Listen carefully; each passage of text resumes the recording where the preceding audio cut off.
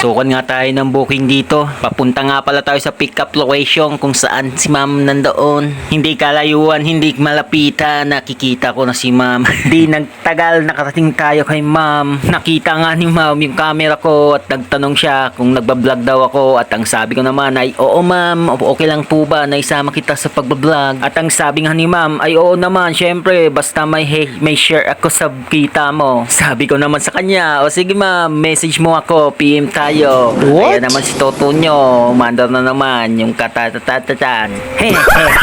Sinasabi ko sa'yo, Toto, huwag ka nang umuwi sa bahay. Sigurado, may nakaabang na kaldero, pinggan na lumilipad galing kay misis mo. At sigurado, kapag napanood ko ni misis mo, yari ka na naman. Kaya habang maaga pa lang, mag-isip ka na kung anong sasabihin mo, kung anong magiging reaction niya. Alam ko na yung sasabihin ni misis ko, sigurado, puro babae nang inaangkas ko, namimili ako ng pasahero. Do, joke lang mga utol. Si misis kasi, naintindihan niya yung trabaho natin bilang MC Taxi, no? Walang pili-pili yan, kung ano yung may sakay, yun na yun.